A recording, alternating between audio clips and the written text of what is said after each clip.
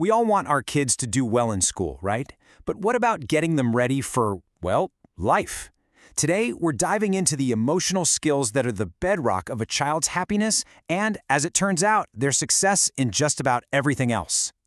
So here's the plan. We'll kick things off with why this is so critical right now. Then, we'll define a really important idea called SEL.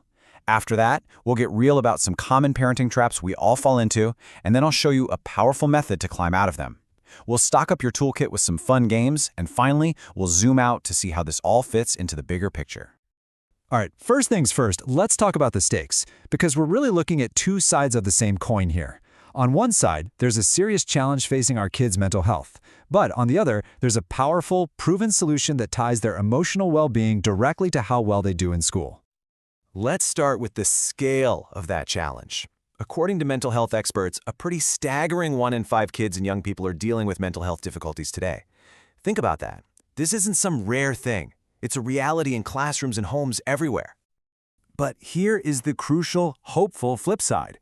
A huge study found that when schools have programs focused on social and emotional skills, students see an 11 percentile point jump in their academic achievement.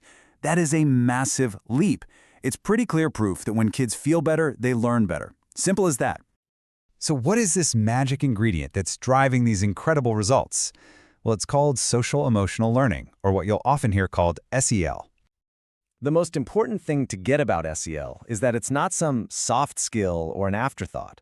The whole idea is to treat things like empathy, self-control, and making good choices with the same seriousness we give to subjects like history or science. It's a core part of the curriculum.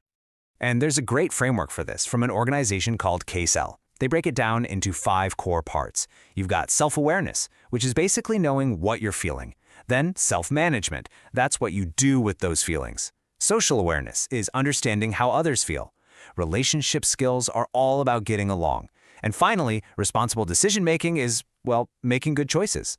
Together, they're like the complete toolkit for being a well-adjusted human. Of course, this kind of learning doesn't just happen between 9 and 3. So let's bring it home. Now, this next part is not about pointing fingers or making anyone feel bad.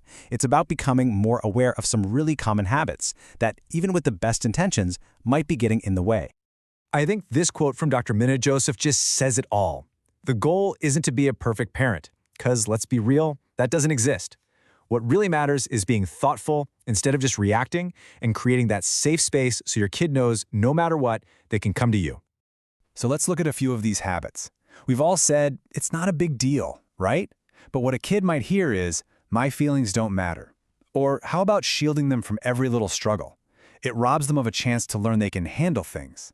Praising only the grade instead of the effort can teach them that their worth is tied to their performance. And constantly shouting, be careful, can accidentally teach them that the world is a scary place. Okay, so if those are the pitfalls, what's the way forward? Well, let's talk about a fantastic research-backed philosophy from the Gottman Institute. It's called emotion coaching, and it's basically a playbook for turning those messy emotional moments into incredible opportunities to connect. And the difference in approach is just night and day. A dismissing parent might see a tantrum as a problem to shut down as fast as possible. They might ignore it or try to distract the kid. But an emotion coach sees that same tantrum as an opportunity.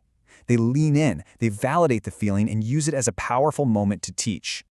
And it all breaks down into 5 pretty simple steps. 1, just notice the emotion. That's it. 2, change your own thinking from, oh no, to, okay, here's a chance to connect. 3, listen and validate them. Say something like, wow, I can see you're really mad right now. 4, help them find the words.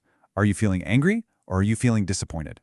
And 5, you set limits on the behavior. It's okay to be angry, but it's not okay to hit, while helping them figure out what to do instead. So, that theory is fantastic, but how do you actually use it when your 4-year-old is having a meltdown in the cereal aisle? Well, you turn it into a game. Let's get practical and load up our emotional toolkit with some really fun, hands-on activities. First up, the feeling dice game. This is so simple and so good. You can just make a die with different emotion faces on it. The child rolls it, identifies the feeling, like surprised or sad, and then you ask them to share time they felt that way. It's a brilliant way to build their emotional vocabulary without it feeling like a lesson. Next, try emotion charades. It is exactly what it sounds like. Instead of acting out a movie, you act out a feeling. This is such a fun way to help kids connect what's going on inside them with what it looks like on the outside. You know, body language, facial expressions. How does a frustrated person stand versus an excited person? And never underestimate the power of puppet play. For a lot of kids, it's way easier to talk about big, scary feelings through a puppet. A puppet can be brave, or angry, or sad in a way the child might not feel comfortable being themselves. It gives them a safe distance to explore some pretty complex stuff. Okay, so we've seen how powerful these skills are for our kids and for our families. Now let's just zoom out for a minute. Because when you try to put these programs into schools everywhere, it becomes part of a much larger and sometimes pretty intense public conversation.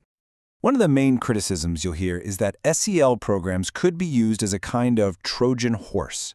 The concern from this perspective is that they might be used to introduce certain political ideas into the classroom under the umbrella of teaching emotions.